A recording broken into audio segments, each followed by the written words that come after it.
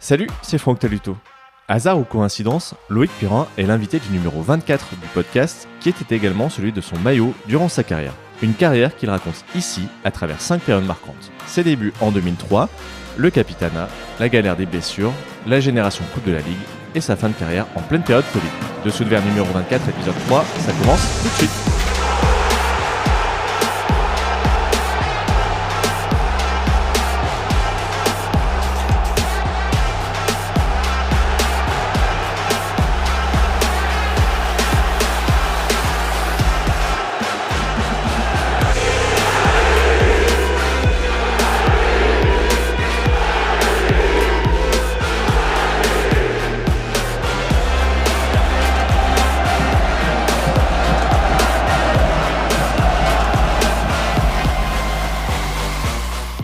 Loïc, revenons à présent sur ta carrière sportive. On pourrait passer des heures à en parler parce qu'elle était très riche. J'ai essayé de prendre le contre-pied en retenant 5 périodes, 5 étapes. Alors c'est mon choix à moi. Peut-être que toi tu aurais fait un choix différent et tu pourras me le dire tout à l'heure. Mais avant ça, il y a débat pour commencer. 470 ou 471 matchs pro sous le maillot vert. On a essayé de compter 470, après c'est dur à compter. Mais j'ai vu que sur, je sais plus sur quel site, j'étais à 471.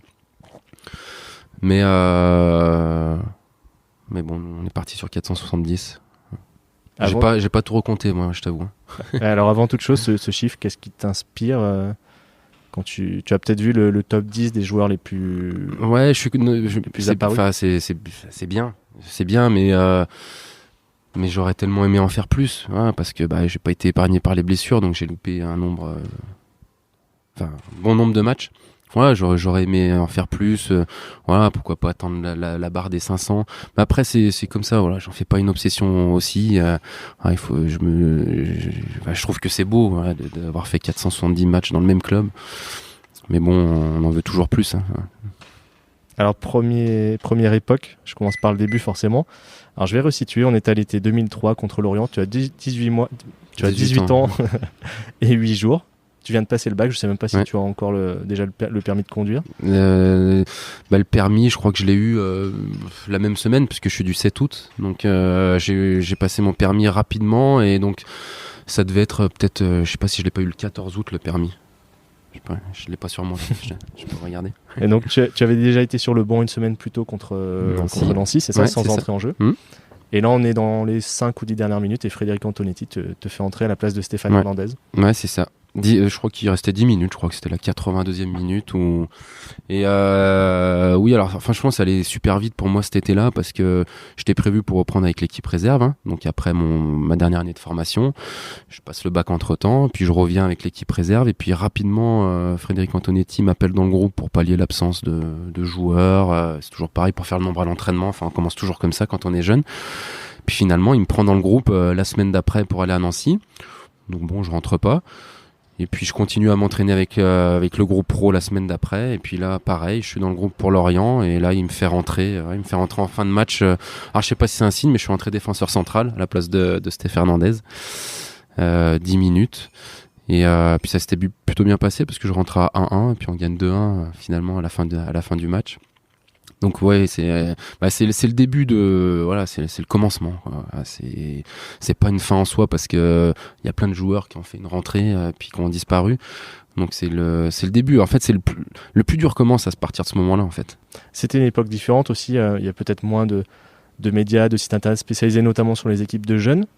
Et il n'y avait pas non plus internet sur le téléphone, donc il fallait attendre la composition des équipes. Et je me souviens que moi, à titre personnel, quand le speaker donne le nom des remplaçants, tu n'es pas un nom que je connaissais à l'époque. Normal, il fallait vraiment s'y intéresser pour me connaître, parce qu'il fallait vraiment suivre sinon les catégories de jeunes de Saint-Étienne. Ça allait super vite, mais tant mieux, parce qu'au moins pas le temps de cogiter. J'étais pas prévu. C'est pour ça que je disais que j'étais pas prévu, même quand j'étais en formation. J'ai jamais été le meilleur de ma catégorie. Alors j'ai toujours joué, encore une fois, par mes valeurs, je pense, par mon travail, mais je pense que c'était pas sur moi que le club comptait le plus, quoi. C'est vrai que génération 85, il y a quand même qui a réussi à Baffé, mais Baffé c'est pareil. Baffé il a beaucoup travaillé pour en arriver là-bas. Et ça a été dur aussi pendant sa formation. Et c'était un fou de travail, Baffé. Et puis il a fait la carrière qu'il a faite grâce à son travail et sa détermination. Mais ça n'a pas été facile. Mais oui, il y avait d'autres joueurs qui étaient devant moi. Dans le rang, des joueurs qui auraient dû peut-être passer pro, quoi. Plusieurs ont fait quelques matchs en pro ou ont eu des belles carrières. Je pense à Karl Medjani, il y a eu Sami Ouri. Voilà, Karl par exemple. Karl, donc on était de la même génération. Karl jouait défenseur central. S'il n'était pas parti à Liverpool cette année-là pour différentes raisons, c'est sûrement lui qui serait rentré à la place de Stéphane Hernandez, peut-être. Voilà. Mais une carrière, c'est comme ça se joue à pas grand-chose. Il faut être là au bon moment, il faut avoir un peu de chance au début. Après, il faut savoir saisir sa chance, forcément. Mais ça se joue à pas grand-chose. Du coup, dans ton parcours, Frédéric Antonetti, il a une place particulière. Ouais. Je l'ai très peu eu parce qu'il est resté qu'un an. Après, malheureusement, il est parti, encore une fois, pour différentes raisons. Et cette année-là, j'avais fait seulement 7 matchs en Ligue 2, aucun titulaire. J'ai fait un match titulaire, c'était en Coupe de la Ligue, 2 matchs titulaires en Coupe de la Ligue face à Rouen et en Coupe de France face au Puy. Donc j'avais très peu participé, mais au quotidien j'étais avec le groupe pro, et forcément qu'aujourd'hui je me dis toujours si ça n'avait pas été Frédéric Antonetti, est-ce que j'aurais eu ma chance? Alors je peux pas répondre à la question, mais peut-être que non. Donc c'est lui qui a lancé ma carrière. Dernier point sur cette première époque. Est-ce que tu te souviens comment tu as réagi toi au moment d'intégrer le groupe puis de faire cette première apparition? Ouais. Alors je me souviens en fait quand je suis arrivé dans le groupe pro, moi je suis quelqu'un de réservé, de respectueux, donc c'est pas facile de trouver sa place. Je savais même pas s'il fallait vous voyez ou tutoyer les joueurs que je regardais à la télé en fait, et puis qui avaient 10 ans, 15 ans pour les plus vieux, plus que moi. Donc c'est très impressionnant. Donc en fait j'étais très réservé en dehors du terrain, mais par contre totalement différent quand j'étais sur le terrain, parce que moi j'étais là pour me faire plaisir et puis pour jouer, pour prendre la place de ceux qui étaient là, mais tout en ayant un gros respect pour eux, mais l'un n'empêche pas l'autre. Est-ce que tu t'es rendu compte de ce qui se passait, ou c'est plus tes proches qui se sont rendus compte? Non, je me suis pas rendu compte parce que j'ai profité du moment présent. Et en fait, l'avantage, c'est que mes proches, ils se sont jamais trop immiscés dans ma carrière. Ils m'ont toujours suivi, alors que ce soit ma famille, mes parents, mon frère, ma sœur. Ils m'ont suivi, mais ils m'ont jamais forcé à quoi que ce soit. Ils m'ont jamais bridé, Et ça a fait aussi ma force, je pense. Voilà. C'est un équilibre, hein. C'est important, mais ça a été important pour moi. On continue avec un autre été, 4 ans plus tard. Je pense que tu vois de quoi je veux parler. T'en étais en 2003, donc 2007. Ouais, d'accord, ouais, avec Laurent Rousset, ouais, je pense que c'est le brassard de capitaine. C'est ça. Alors alors là, je m'y attendais vraiment pas du tout. J'avais 22 ans. 22 ans, dans l'équipe, il y avait encore, il y avait Christophe Landrin, Geoffrey Dernis, il devait y avoir Pascal Fendouno, il y avait Jérémy Janot. Donc il y avait Ilan. Il y avait vraiment des joueurs beaucoup plus expérimentés que moi et qui devaient prétendre à ce rôle. Et en fait, il y a Laurent Rousset qui me prend dans son bureau. Il y avait Alain Blachon aussi à l'époque qui était un des adjoints et qui me dit si Zoumana Camara part au PSG parce qu'il était en partance pour le PSG, ça sera toi le capitaine. Franchement, je sais même plus ce que j'ai répondu à ce moment-là, parce que c'est une chose à laquelle je m'attendais pas du tout. Et c'est un rôle important, le capitaine. Et quand on a 22 ans, c'est pas évident. Comme je disais, moi, je suis plutôt quelqu'un de réservé, pas timide, mais réservé. Donc au départ, j'ai dû un petit peu me forcer pour essayer de prendre un peu plus d'importance. Mais en fait, je me suis appuyé, tous les joueurs que j'ai cités tout à l'heure, là, en fait, je me suis appuyé sur ces joueurs-là aussi. Voilà, parce que un capitaine, il peut y en avoir qu'un dans l'équipe. Mais il ne doit pas y en avoir qu'un, justement. C'est ça un peu la clé, et c'est ça la force d'un groupe. Voilà, il doit y avoir plusieurs leaders, même s'il n'y en a qu'un qui porte le brassard. Avec le recul, comment tu conçois ce rôle, que ce soit dans les bons moments, et puis aussi dans les périodes plus compliquées que vous avez pu connaître? Tu représentes un peu le groupe, tu représentes l'équipe, et je pense qu'il y a plusieurs styles de capitaine. Et moi, j'étais plus un capitaine par le travail, par l'exemple sur le terrain. Et c'est sûrement pour ça que Laurent Rousset m'a choisi au départ. Voilà, c'était plus pour essayer de montrer l'exemple par l'attitude. Après, c'est devenu beaucoup plus naturel au fil des années, forcément. Mais voilà, moi j'étais plus un capitaine comme ça. Je me décrirais plus comme un capitaine comme ça, quoi. Si tu n'avais pas eu ce rôle à remplir qui demande aussi un peu d'énergie, est-ce que tu penses que tu aurais eu la même évolution en tant que joueur, en tant qu'homme aussi?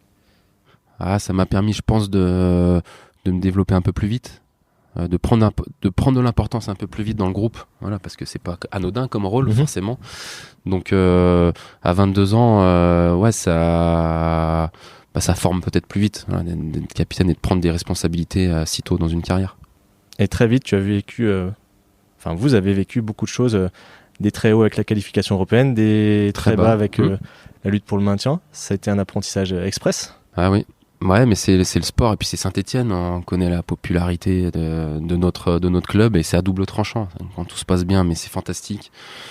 Et quand il y a des moments compliqués, il faut savoir les gérer, il faut savoir échanger avec les supporters, essayer de leur faire passer des messages, même si c'est pas évident quand tu gagnes pas un match et que tu trouves pas la solution. Il y a pas de recette miracle. Encore une fois, les recettes miracles. Et quand il y a un journaliste qui dit qu'est-ce qui va pas dans l'équipe, qu'est-ce qui va pas, si on le savait, ça irait. Et en fait, tu t'en sors toujours dans ces moments compliqués, tu t'en sors toujours par le travail, mais ça revient pas du jour au lendemain.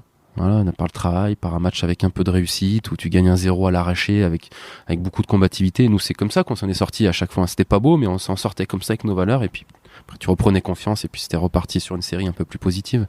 Mais c'est vrai que pour des joueurs, c'est des moments qu'on n'aime pas vivre, et nous, on l'a vécu quand même plusieurs fois.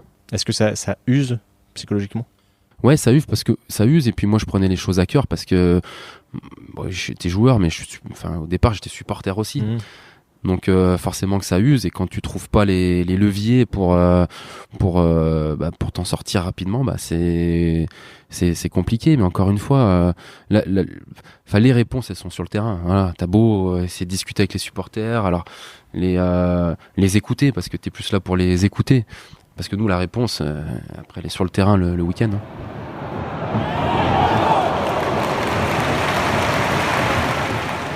On va passer sur une troisième période, un épisode moins réjouissant, c'est celui des blessures. Notamment cette période 2009-2010 où tu as beaucoup enchaîné de pépins. Ouais, alors ça avait commencé avant, forcément, avec mon premier genou en 2006. Mais oui, là, je pense que ça a été la pire période de ma carrière, parce que alors les blessures, les résultats sportifs qui étaient catastrophiques, parce que en 2009 on finit 17e, en 2010 on finit 17e, et moi je m'en sortais pas, j'avais des pépins musculaires à répétition, et ça a été long et usant. Est-ce que tu as eu des périodes de découragement? Ouais, mais oui, mais comme tous les joueurs, et comme je pense beaucoup de joueurs après une blessure, et quand c'est tout le temps la même, à un moment donné on se dit mais je vais arrêter, c'est bon, ça me saoule, j'arrive pas à enchaîner. Mais en fait on se le dit quand ça vient d'arriver, et puis le lendemain tu repars en mode guerrier parce que t'es compétiteur, parce que t'es un sportif de haut niveau, et tu fais le nécessaire pour te rééduquer. Mais c'est en fait la blessure en elle-même, bon, forcément que c'est dur, mais quand tu sais ce que t'as, tu sais ce que tu vas vivre pour revenir à ton meilleur niveau, tu vas souffrir encore tu vas devoir travailler encore plus que les autres pour revenir à ton meilleur niveau, et c'est ça qui est dur dans la blessure, c'est que tu sais à quoi t'attendre. Et là ça revient pas du jour au lendemain, t'as besoin de repères quand t'es sportif de haut niveau, et quand tu te blesses, t'as plus de repères. Donc il faut retrouver ces repères, il faut retrouver toutes ces capacités physiques, et c'est long et éprouvant. C'était assez récurrent, et tu disais que tu savais ce que tu avais à l'époque. Comment vous avez trouvé la solution finalement? Il n'y a pas eu une chose qui a fait que ces soucis soient rétablis. Voilà, je pense que ça a été l'accumulation de plusieurs choses. Ça a été la prise en charge par le staff médical, forcément. Voilà, des rendez-vous un peu à droite, à gauche. J'ai fait toutes sortes de rendez-vous, mais je ne sais même pas si tous ont servi, peut-être un petit peu. Je suis allé voir des spécialistes un peu à l'étranger, des gens que je pensais jamais aller voir. Mais c'est-à-dire? Mais non, mais je suis allé voir j'ai vu des chiropracteurs, j'ai vu des gourous presque. Voilà, parce que tu sais plus, tu te dis ça te coûte rien en fait d'aller essayer, mais en plus c'est pas moi je suis très cartésien, c'est pas ma façon de faire les choses et de voir les choses. Mais à un moment donné, quand tu sais plus, quand t'as le doute, t'y vas quand même, quoi. Donc voilà, j'ai vu plein de monde. Et en fait, je pense après, c'est le suivi au quotidien qui a été le plus important, voilà, d'oser les entraînements comme il faut, et puis de reprendre aussi cette confiance, et ce qui n'est pas aussi un aspect psychologique à force de se blesser. Voilà. Est-ce qu'il y a un moment où tu t'es senti en sortir justement de tout ça ? Sortir des blessures ? Oui. Ouais, alors je sais plus exactement quand c'est arrivé, mais après ça commençait à rentrer dans l'ordre quand même si ça n'empêche pas d'avoir des petits pépins dans l'année, comme pas mal de joueurs. Mais après cette période 2010, c'est quand même plutôt rentré dans l'ordre. Et c'est marrant parce que mon repositionnement en tant que défenseur central, donc qui a été initié par Christophe Galtier, c'était aussi dans ce sens-là, quoi.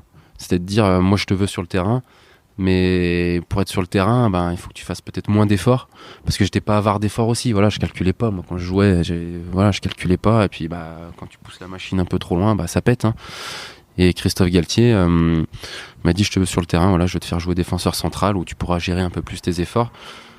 Et au final, il a eu raison, parce que c'est là où j'ai enchaîné le plus de matchs, quoi. Là, tu me fais la transition pour la quatrième thématique, c'est la génération, on va appeler ça Coupe de la Ligue, parce que c'est le trophée qui a symbolisé cette réussite, mais le cycle s'est enclenché un petit peu avant, justement. Ça a commencé quand Christophe Galtier a repris l'équipe. Donc c'était en courte saison 2009-2010, si je dis pas de bêtises, où il reprend juste avant l'hiver, enfin juste avant Noël, l'équipe où on n'était pas bien. Donc il prend la place d'Alain Perrin, c'était l'adjoint d'Alain Perrin. On fait une deuxième partie de saison difficile, mais on arrive à se maintenir. Et puis après, c'est là où un nouveau cycle a commencé. Déjà un nouveau cycle par la stabilité.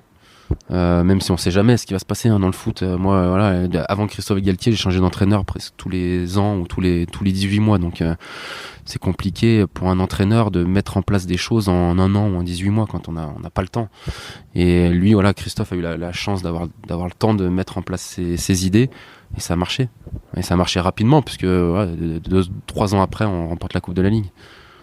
J'ai eu plusieurs participants de cette époque dans le podcast, et tous louent la qualité déjà des joueurs, et puis surtout de l'état d'esprit. Est-ce que c'est quelque chose que tu avais ressenti dans la construction petit à petit Et c'est là où le club a été intelligent. Donc, à l'initiative, c'est Stéphane Tessier et Christophe Galtier qui étaient en place à ce moment-là. Et en fait, ils ont réussi à faire venir des joueurs qui correspondaient au profil tout à l'heure on parlait de valeurs, les joueurs ils correspondaient, je trouve, aux valeurs de Saint-Etienne à cette époque-là. Il n'y avait pas c'était des très bons joueurs, attention, parce qu'il y a eu des internationaux. On parlait de François Clerc, il avait quand même été international français, des Jérémy Clément qui avait une carrière, Fabien Lemoine, mais c'était des joueurs qui connaissaient la Ligue 1, qui avaient joué en Ligue 1 et qui correspondaient au profil de joueurs qui correspondent aux valeurs de Saint-Etienne, quoi. Et moi, c'est les années où je me suis le plus régalé, parce que aussi j'étais en pleine, j'avais 25 ans, donc pas mal d'années derrière moi d'expérience, des matchs, et c'est là où je me suis le plus épanoui. Ouais, c'était une période de plénitude un peu. Il y avait eu cette place de réserviste Coupe du Monde 2014, la Coupe de la Ligue. Ça a été l'apogée de ma carrière, mais bon, c'est souvent à cet âge-là. De toute façon, quand on regarde 28, 29 ans, je pense que tu es en pleine possession de tes moyens à cet âge-là. Et moi, oui, ça a été cette période. Ouais. Je sais plus si c'est Fabien Lemoine ou Jonathan Brison qui disait justement que parfois, avant d'entrer sur le terrain, vous saviez que mais moi, ça allait bien se passer, quoi. Ouais, moi, franchement, je l'ai rarement eu cette sensation, parce que sinon, ça serait trop beau. Mais moi, j'avais cette sensation à cette époque-là. Alors, je sais plus quelle année exactement, mais quand il y avait Obama, après, il y a eu Brandao aussi, mais j'avais cette sensation qu'il pouvait rien nous arriver sur le terrain, quoi. Et même si le match il commençait mal, je sentais aucune panique de la part de l'équipe, beaucoup de confiance, beaucoup d'expérience, et puis au final on renversait souvent la situation, quoi. On n'a pas gagné tous les matchs, heureusement, on est passé à travers, mais on doutait pas, en fait. Même si on faisait un match un peu compliqué, on doutait pas. Vous êtes passé pas loin d'attraper des choses encore plus grandes. La 3e place parfois était toute proche. Ouais, mais c'est... Oui, forcément on n'était pas loin, mais je pense que déjà ce qu'on a fait avec les moyens du club à ce moment-là, c'est exceptionnel déjà. Comme je disais tout à l'heure, on espère toujours plus, et des fois on n'est vraiment pas passé loin, mais déjà de retrouver l'Europe, de finir 4e dans un championnat où tu avais quand même plus en plus de concurrence, c'était déjà fantastique. J'ai pas fait de thématique spécifique à l'Europe justement, mais vous avez joué des adversaires fameux, des grands stades. S'il fallait en retenir un, toi, qu'est-ce que tu citerais ? Je sais pas si c'est les plus grands stades en fait qui m'ont marqué, parce que souvent dans les grands stades c'était pas plein. par exemple, Manchester, il y avait du monde, mais ce qui m'a marqué, c'est les supporters stéphanois à Manchester. C'est pas l'ambiance d'Old Trafford, hein. Mais c'est vrai que les Stéphanois, c'est fantastique. Ils sont arrivés, ils ont mis le feu au stade. Mais moi, par exemple, j'ai bien aimé les matchs à Tel Aviv, à Jérusalem, où là, il y a une vraie ferveur. C'est des petits stades, mais des petits stades qui sont pleins. T'as l'impression que ça va exploser. Moi, je citerais plus des matchs comme ça que dans les grands stades. On a joué contre l'Inter Milan à San Siro, mais bon, c'est pareil, il y avait plus de supporters stéphanois que de supporters milanais, quoi. Et justement, Tel Aviv ou même Athènes, il y a un cadre en plus extra football. Est-ce que tu es arrivé à profiter de tout ça ou c'était tellement cadré que... Non, on n'a pas le temps de profiter. On n'a pas le temps. Alors souvent, les matchs européens, on partait la veille au matin du match. On arrivait sur place pour déjeuner, pour manger. Ensuite, on faisait une sieste et puis on allait s'entraîner en fin d'après-midi sur le stade. Puis après, on rentrait à l'hôtel. Puis le matin du match, il y a juste à la limite la promenade qu'on fait qui permet de découvrir de temps en temps la ville si on est en centre-ville, mais sinon, c'est tout. Et on rentre tout de suite après le match. Est-ce que c'est un regret justement de pas avoir... Ouais, c'est un regret, mais ça permet quand même de sentir un peu les différentes cultures. Rien que par exemple dans la nourriture, dans pas mal de choses. Ouais, ça permet quand même de voyager, mais on profite pas.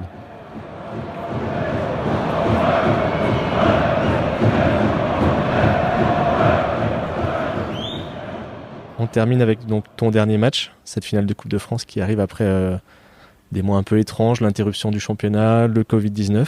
Quel souvenir tu as de toute cette période en général et du match contre Paris en particulier?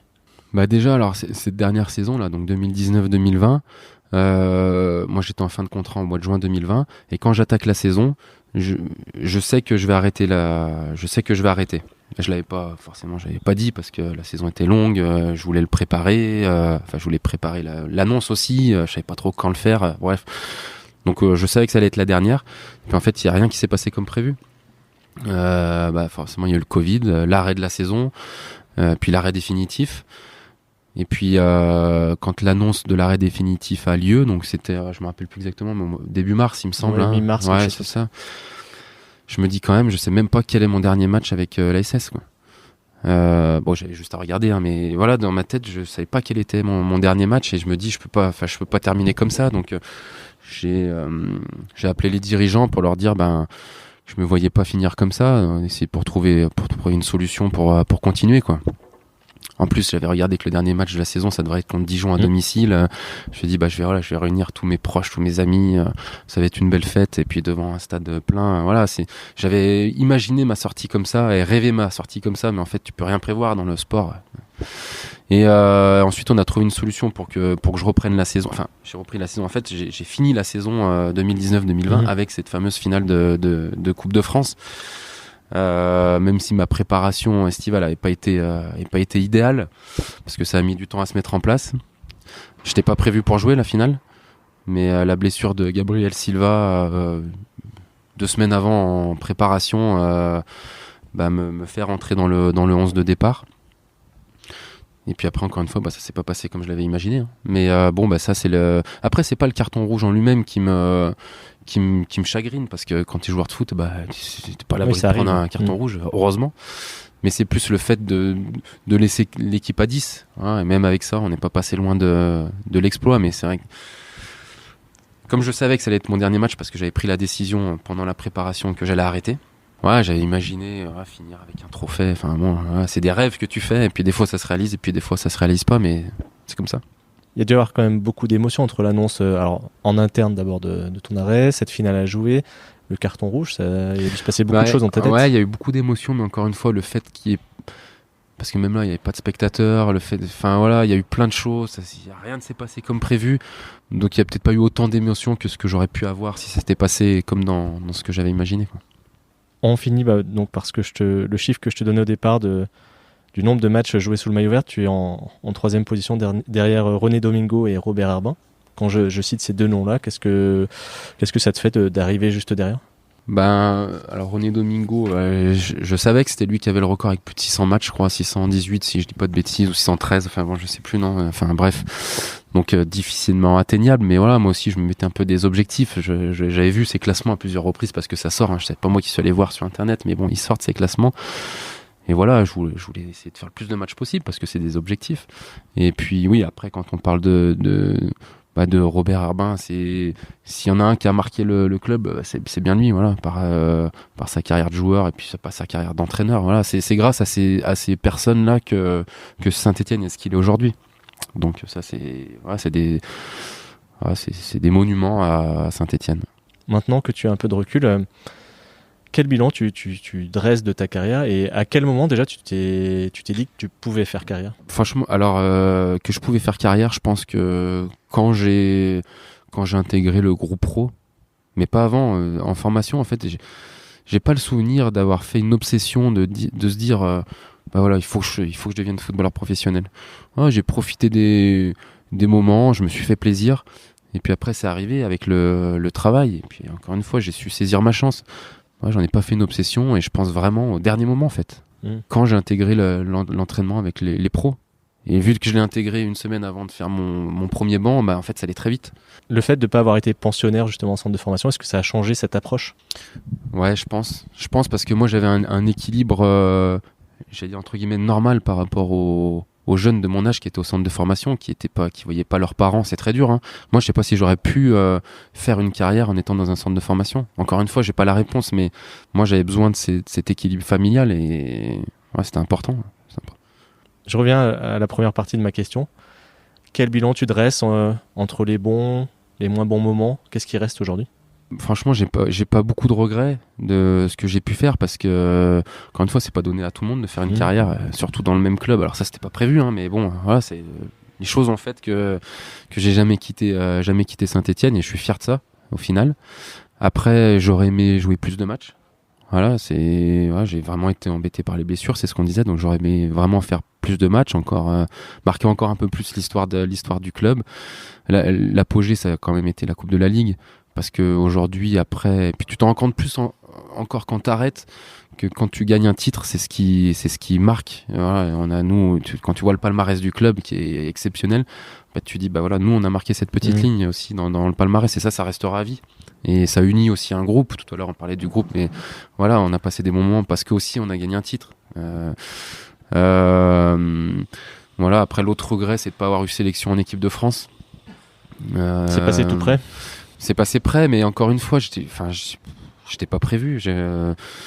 Voilà, ça s'est fait rapidement. J'ai découvert un autre univers, un autre milieu, et j'ai profité à fond, et c'était fantastique. Mais voilà, dans mon palmarès, j'ai pas de sélection en équipe de France, et j'ai fait quand même 3 rassemblements. Et c'est dommage de pas avoir eu une petite sélection. Alors notamment, tu n'as pas participé à des joies collectives. Par contre, tu as vécu un moment hyper intense, malheureusement, j'ai envie de dire, en 2015, puisque tu étais dans le rassemblement du France-Allemagne perturbé par les attentats. Qu'est-ce qui reste de cette soirée, et puis de celle qui a suivi un peu plus tard plusieurs choses, parce que en Angleterre? Alors déjà, moi, j'étais sur le banc, au Stade de France, et on a entendu cette détonation qui est aux abords d'un stade plutôt habituel. C'est la première fois que j'entendais une détonation aux abords d'un stade. Après coup, c'est vrai que quand on sait ce qui s'était passé, parce qu'on n'a pas su à la mi-temps, on a su qu'à la fin du match. D'accord. On se dit, c'est vrai que ça avait tremblé, donc c'était vraiment une forte détonation.